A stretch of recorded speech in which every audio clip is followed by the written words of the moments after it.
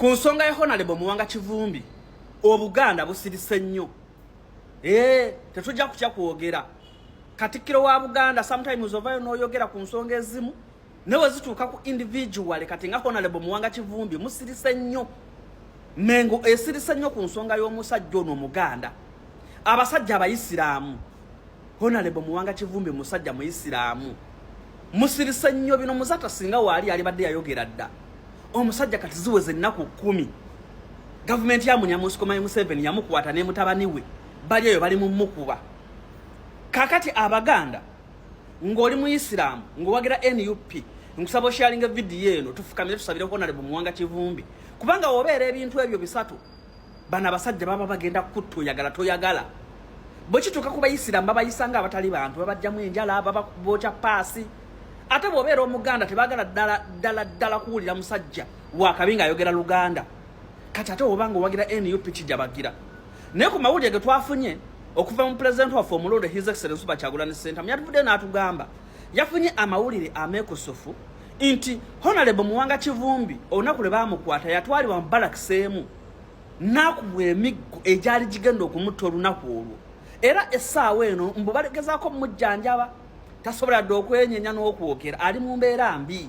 ne bannayuganda mwenna musirise Obuganda busirise ku musajja waffe Omuganda abayisiraamu mwesuuliddeyo gwannagamba nga muyisiraamu munnammwe bali mu mutulugunya alwana na bulamu bwe mulimba nnyo mwalivudde ne mwogera tosobola kukakkana ku munnayuganda n'omubuzaawo ennaku 10 mbu omukwipingidde mu basement balooya be tebamanyi famire ye temanyi omusajja high class mu country olabe ebyo bituukako nale mu Muwanga Kivumbi olwo kati ffe bwetuvayo ne twogera mwagala tusiba busibi bwetuvayo ne twogera mwagala tutta busi mazima ddala owamba otya omuntu mu nsi erimu amateeka gye mugamba mbwe erimu amateeka balooya bakola bajjaji mukola ki bannange mu ggwanga Uganda abalwanyirizi b'eddembe Human Rights Commission mutugenda bakabiranga emirundi emikulu mu Uganda nti bannange okuwambibwa kw'abantu kususse abayisiraamu abasajja abayisiraamu bino muzata ayitasobola kusirikanga bala omuyisiraamu atulugunyizibwa bw'atyo bannanga Uganda tulina okubako kye tukola otherwise twalizika Honorable Muwanga Kivumbi nga tuze tuziika abantu banaabuzibwawo oba naakomezebwawo n'agenda nga Segirinya bwe yagenda oza mubiwulidde naye nga byonna bigenda mu maaso nze munnange mbaawo kubanga nga batuusaako nabategeezezza nti yo gavumenti yagambye mbu ejja kubanga ebamuwa nga tebamututte mu kkooti era kino kyekiriseewo obunkenke abantu ne batandika okweraliikira ne bagamba munnange tebakimanyi oba mulamu oba bagamba nti bagenda kubanga bakola ki bamuwawa abantu nga tebalina musango oba tebamututte mu kkooti kiba kitegeeza ki nze naawe nga byonna bigenda mu maaso naye avuddeyo n'agamba nti muvuge akatambi kano katuukire ddala ewa Honorable Joel Ssenyonyi ono ye leader of opposition mu parliament amugamba ki My fellow Ugandans, I want you to help me this video to reach Joel Ssenyonyi. Honorable Ssenyonyi, I know you are the one who's now having a voice in parliament that is influential as it stands now. Yesterday, I saw one of our humanitarian agencies parading themselves again that they are issuing food to the people of Karamoja. Remember, these are the same people again whose names appeared in the list of those who stole the iron sheets that was again meant for Karamoja. How is our parliament rest assured that the food is going to reach to the targeted people? Remember, these people who are now claiming to be issuing food for the Karamoja people, they own schools, and the schools that was roofed with Karamoja iron sheets. Will these people not take the food to their schools, Honorable Ssenyonyi? Not that you are the one to help the people of Karamoja, Honorable Ssenyonyi, but you can use your voice on floor of parliament for the parliament to deploy task forces that will make sure that the food has reached to the Karamoja people. For me, that is where my worry is, that the same people who stole the iron sheet which was meant to save the Karamoja people are the ones again parading themselves now, claiming to be issuing food to the people of Karamoja. Will the food reach to the people? Are you guys sure? As it was during the Iron Sheet saga, the same humanitarian agency who's the Prime Minister paraded herself. They were there busy counting iron sheets, and the iron sheets didn't reach to the people of Karamoja. I was so worried again when I saw her among those ones who were issuing food to the Karamoja. Honorable Senyonyi, this time around, Parliament must follow up to make sure that the food has reached to the Karamoja. Without messing up with the food, you hear again, Simanyi so and so has taken food to the school, so and so has taken food, Simanyi, to their organization, pretending with NGO organization, getting money from the foreigners. Ebyo bebyange. Kitokota nga sisaanikire ono atabuse n'abuuza lwaki mwonoona ensimbi y'omuwi wa musolo. Mbu bakutte omutitimbi gw'ensimbi ne baguteeka mu bantu nga babagamba bagende mbu bakirieringa erinnya lya Uganda ebwabweru. Kati ki ekyabakwasizza ssente y'omuwi w'omusolo ne mugikwata ne mugiwa abantu mbu bagende mu mawanga g'ebweru nga Amerika n'ensi endala mbu balongoose erinnya lya Uganda? Lwaki muzanyira ku ssente y'omuwi w'omusolo? Temulina bye musobola gikolamu byamagezi. Olwedde ensi yonna ebamanyi nti Uganda y'ensi esooka okukola ebikolobero entugumbuzi. Ne mulyoka mudda ku ssente y'omuwi w'omusolo nga mugyonoona. Linnya ki erya Uganda gye bagenda okulongoosa ng'ensi yonna ekimanyi? Ssente ya Uganda ye taliimu value. Gye mujajamya mugigalabanja nnyini. Kitegeera mwabadde temusobola kukwata ssente ezo ez'omuwi w'omusolo ne muzimbako enguudo ennungi. Kitegeera Koolaasi ali mu nguudo wa layisi. Ebimotoka ebizikiza omuliro bifu. Mwandibadde mugulako ebimotoka ebipya bigenda okutuuka ewali ekizimbe ekiyidde ng'ekizimbe kyaweddewo anti bijja bifiira mu makubo. Okitegeera ebitaala by'oku makubo bifu. Osanga kimwe ekiramu ebitaano bifu, kimwe ekiramu ebitaano bifu. Kitegeera bingi nnyo bye muyina okukola mugule ku ambulance. Naye muli ku ssente y'omuwi w'omusolo ffe twakkiriza nti mugijajamya mugigalabanja mugikola kye mwagala. Naye ate mutuyambe mugikolemu ebitegeerekeka. Tewali linnya lye mugenda kulongoosa lya Uganda ng'ensi yonna ekimanyidde ddala nti mutugumbula abantu muli bakozi ba bikolobero. Ate temutwogeza nnyo bingi. Ate nabadde mbesonye bantu mmwe ng'era nagambye kambesonye okumala ennaku 2. Okitegeera mbeere ofu naye era mumaliriza nga muntankudde muve ku ssente y'omuwi w'omusolo. Nga tuvuddewo nga tweyongerayo mawulire ag'enjawulo ffenna twategeddeko nti Dr. Rina Zedriga ono nga yabadde acting president w'ekibiina kya NUP era y'omuntu president w'ekibiina kya NUP gwe yalekawo nga agenda okuba nga akakalabanya emirimu gy'ekibiina gyakoledde ddala akabanga ako. Naye juzi wano eno yavuddeyo n'ategeeza nti kaakati emirimu gye nti ekisanja kye kiweddeko n'agenda n'abanga ate obukulabuwe nabeshe. Wabula buli omu alina engeri gy'alowoozamu ebintu bye. Abamu bagamba nti yakikoze mu mutima mubi, abamu katuulize ono. Kwogera ku kukyusakyusa ku bukulembeze wakati w'omukyala Zina Zedriga okuva mu ngalo ze okudda mu ngalo za Nambeshe. Okusookera ddala njagala okwebaza Zina Zedriga ng'omuntu olw'obuweereza bw'atusiza ku ggwanga lye n'ekibiina kye. Naye ku nsonga y'okukyusa obukulembeze bwa Zina Zedriga, olukiiko olwa SEC ne NEC oba olukiiko olusalawo okulonda ani agenda okwakitinga nga president, ekintu ekyo tewakikoze mu mutima mulungi, bwakikoze mu mutima mubi. Bino ebigambo byange mbivunaanyizibwako. Muyinza okutanfuna bulungi naye kati bino kambibagambe nze bampita gifo. Tosobola kujjako obukulembeze bwa kibiina, omupulezidenti wa kibiina ng'oggyeko Nambeshe, ng'oggyeko Zedriga ng'ogenda kuwa Nambeshe. Si kuba nti Nambeshe tasaanidde, naye mutima kino agenda kijoovuga eri emabega w'okujja Zedriga mu position eyo mu myezi 4.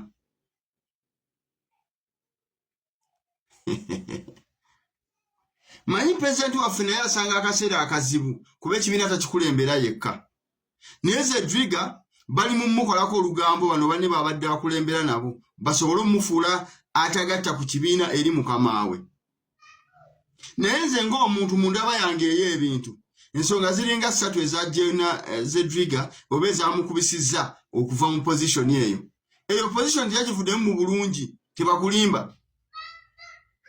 eyo tebasobola kujja bagamba ng'abakulembeze era tebasobola nakituliza press conference naye ekituufu kiri nti Zedriga okuwummuzibwa kuba acting president tekyabaddewo mu mutima mulungi omuntu asobola okumbuuza lwaki gifu oyogera bw'otyo omukyala ono Zina Zedriga ayise mu kaseera akazibu okuddukanya ekibiina kyaffe ekyo emyezi gino ena kubanga ekibiina president we yakimukwasiza nga kiri mu kaseera akazibu nga kirina ekizibu kya finances ekyebyenfuna naye omukyala asobodde okumaintaininga ekibiina okumala emyezi ena mu kazigizigi ako akabaddewo njagala bazaayo emabega Zedriga yakolebwako statement egamba nti yagambye ba foot soldier banoonye emirimu bakole muzijjukira Zedriga yali agezaako kulaba nga ekibiina kisobola stabilizinga nga tekirina ntalo ku bakozi abaali babanja oba ababanja ne kati oba otya ng'okimanyi nti mu myezi mu weeks 2 oba wiiki emu okuva kati sente za iPod zigenda kujja sente z'ababaka zigenda kujja ate ye n'omuwummuza awabeerawo financial issues zimutayagala tulaga Zedriga abali mu kumugoba abamuleetedde omuwummuza wano president ateekeko omuntu omulala bamaze kukibala batya babaze nti bwe bawa Nambeshe bano bagenda sigala nga bakalu njagala ombuulire gwe Munnayuganda ndaba acting president aba yeetaaga obudde bungi obupulaningira ekibiina obumanya ki ekiddako osobola otya okuwa omuntu ali nga commissioner mu parliament ate nga mubaka wa parliament mumpulirize bulungi wano acting president omutuufu ali ku balubongoya na bakatana ge mazima tebakulimba bano kano kakiriki k'abalubongoya bano basenyonyi bakatana bebakubya Zedriga waliwo kakiriki ak'abantu omukaaga abalooza nti buli buvunaanyizibwa bulina kubeera ku bo kale tugende mpola olwoze Nambeshe nga ye commissioner mu kaseera ke kimu ye acting president emirimu gino ebiri agenda gikola atya kati gwe atamanyi kankulage balooze Nambeshe ng'ekifaananyi asobole okuwa bano bakatana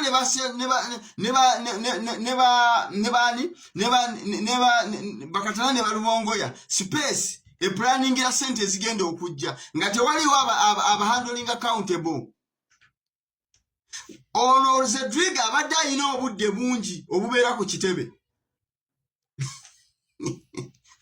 ng'agenda batemyatemyamu ssente mu butuufu bwazo kuba ye Zina Zedriga ng'omuntu ali straight bw'ati ate mu kibiina kyaffe omuntu ali straight tabeera ku mmeeza zisalawo ge mazima awo temwagala googera yadde okugawuliza bino kambi bagambe nze bampita gifo Zedriga okumujja ku mmeeza eno leero nga sente zibulako weeks 2 ng'abadde mu bwavu obutagambika ng'abadde mu bwavu obutagambika nga Zedriga atambula n'omwana omu oba babiri nga acting president naye kakati bataddewo Nambeshe agenda kubeera bize bamufuule bize ku mirimu gya commissioner kakati nga bano balubongoya bakola press conference ne bakatana bakugamba nti acting president ali bize ku mirimu gya parliament therefore we gonna represent him batemeteme sente nga tewali abaholding accountable ago ge mazima waliwo ebintu fye batatugamba nga abawagizi naye nze okutegeera kwange okusukkawo tosobola kuŋŋamba nti ogenda kulonda leader of opposition olonze commissioner ate yababeera acting president omutuufu ali mu bano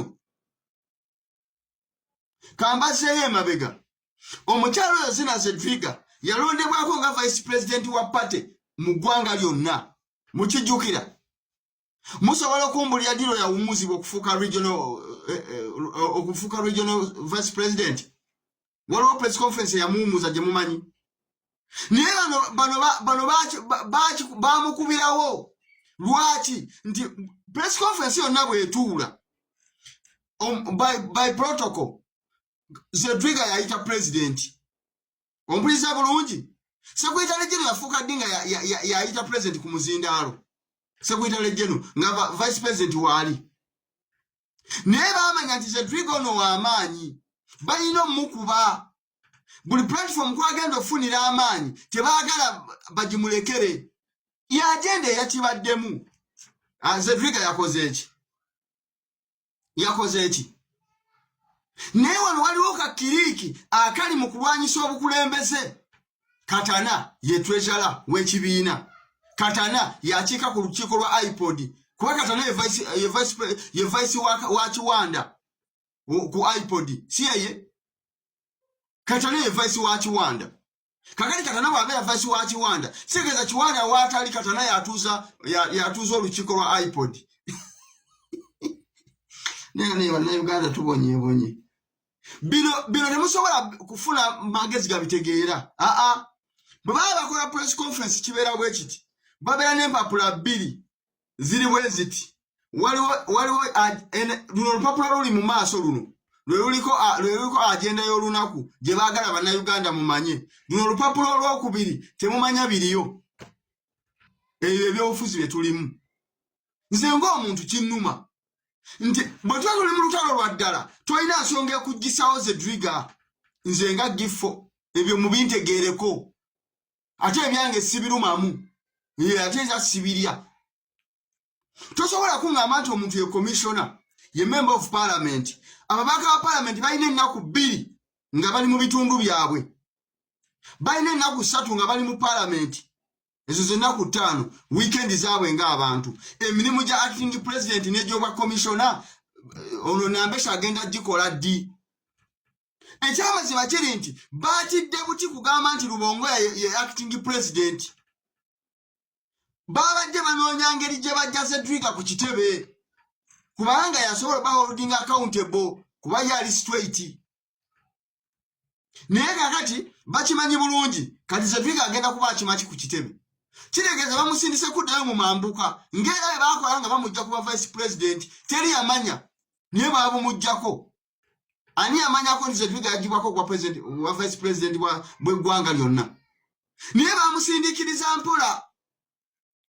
okategedde bamusindikiriza mpola okumaliriza nga bamusindise mu mambuka mbu yakulira semanya west semanya biki bino biri mabega wa kutegeera kwa mulonzi omulonzi bino tosobola bitegeera era ogojja okujja mu comment section yonvume naye nze ng'omuntu nengerayo wabaddewo agenda kubanga zino sente z'ababaka ba parliament zigenda kutuula ku akawunti y'ekibiina eza iPod zituuleko oli ajja wulira nga bakaana mbu tebali mu iPod naye ng'ate Katana yamyuka Kiwanda ebyo nno si bigambo byange kyensobola okukakasa nti ffe just tubaawo kutuusaako endowooza z'abantu oyo ye kusinziira ku ye agamba mbu okujja ku Dr. Rina Zedriga obukulembeze ate ne babukwasa Nambesha ye okusinziira ku ye bwe kyabadde tekisaanidde